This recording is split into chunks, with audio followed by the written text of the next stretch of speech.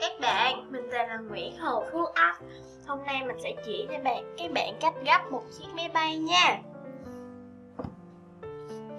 Đây, thì hôm nay mình sẽ dùng một tờ giấy A4.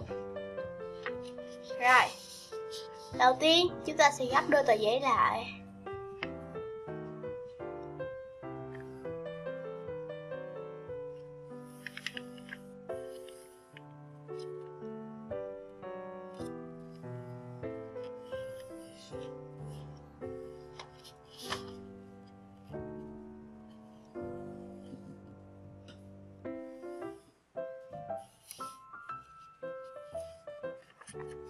Bây giờ chúng ta sẽ mở nó ra và gấp phần này và bên này.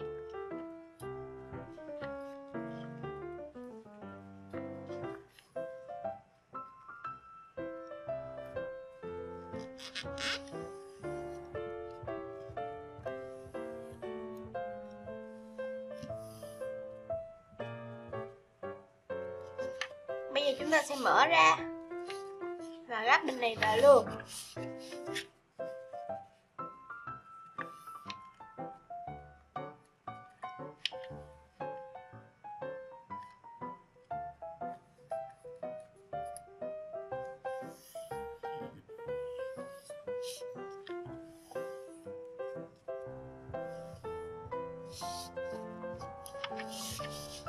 Bây giờ mình sẽ mở ra,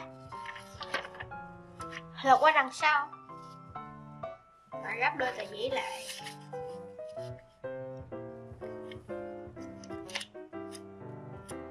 Các bạn canh cho vừa đây ở phần này nhé.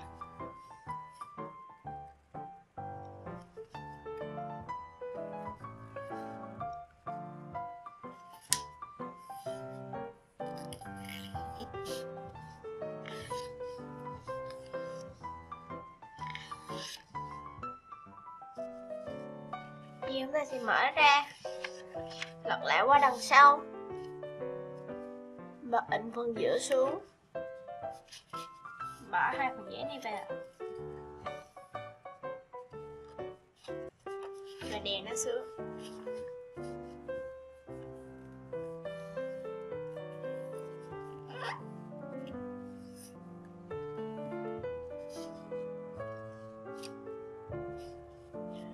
Bây giờ chúng ta sẽ để giấy này qua bên đây và gấp phần này từ trên xuống dưới như thế này.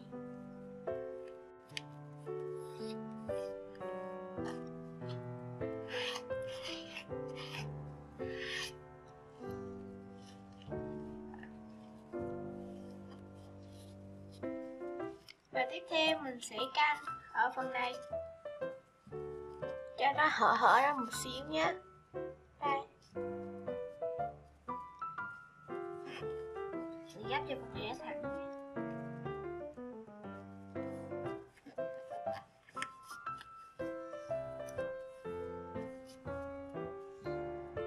Và bên này mình sẽ gấp nó vào ngay giữa, vì đây có nếp đường thẳng ở đây, mình sẽ gấp nó vào.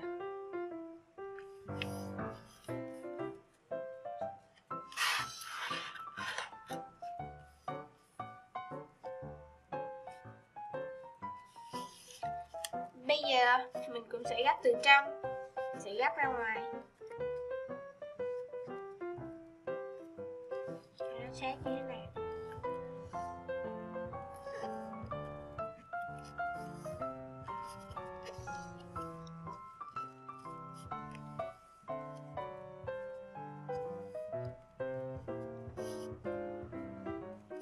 Rồi, bây giờ ở phần dưới này mình cũng sẽ gấp lên đây cho nó vừa sát ở chỗ này nhé.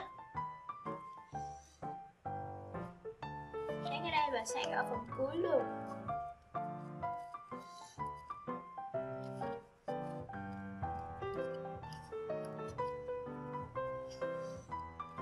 Rồi mình sẽ để cái này lại nhé, để nó xuống.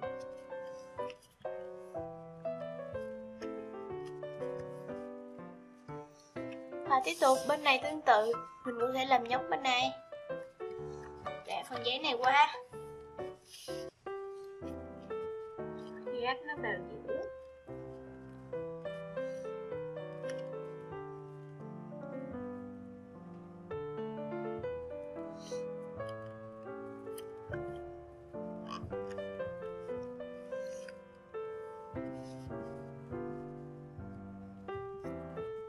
Cái này mình cũng sẽ gấp ra ngoài cho nó bằng. Cái này nhé.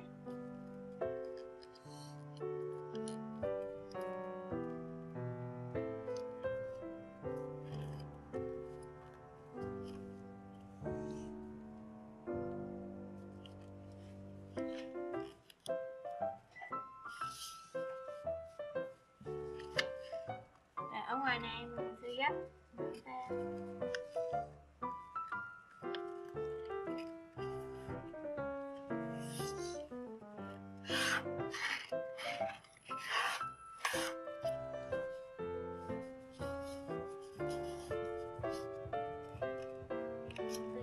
Ra ngoài.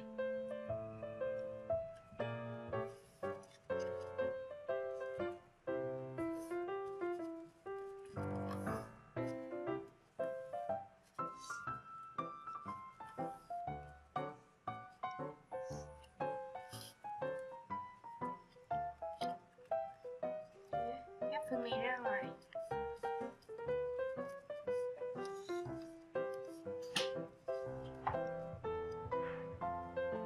Rồi, bây giờ mình sẽ mở cái này ra. Mở nó ra. Đẩy phần này vào bên trong.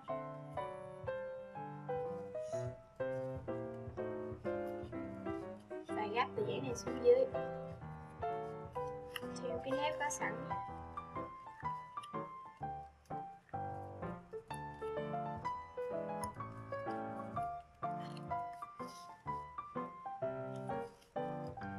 Bên này cũng vậy. Mình sẽ mở phần giấy này ra.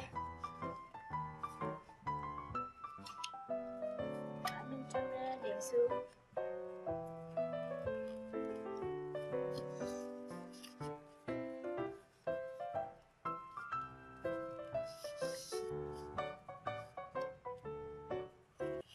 Rồi để tờ giấy này qua lại.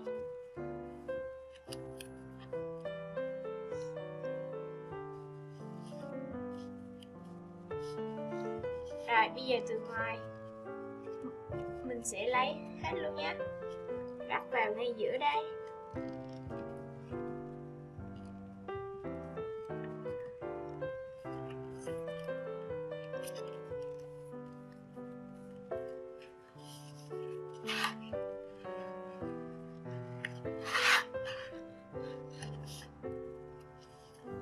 Mở ra phần bên này cũng vậy.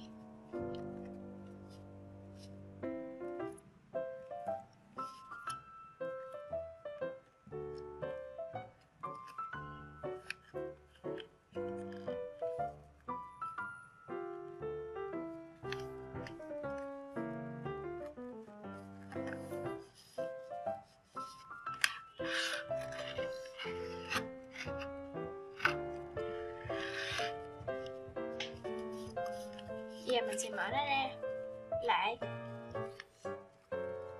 và đeo phần này lên nhé. Mình sẽ đẩy phần này lên trên và vuốt.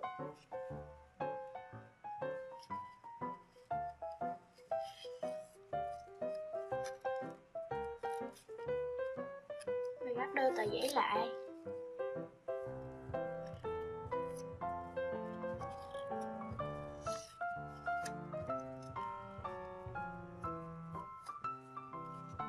Rồi mình sẽ lấy tờ giấy ở phần dưới này và đẩy nó lên trên.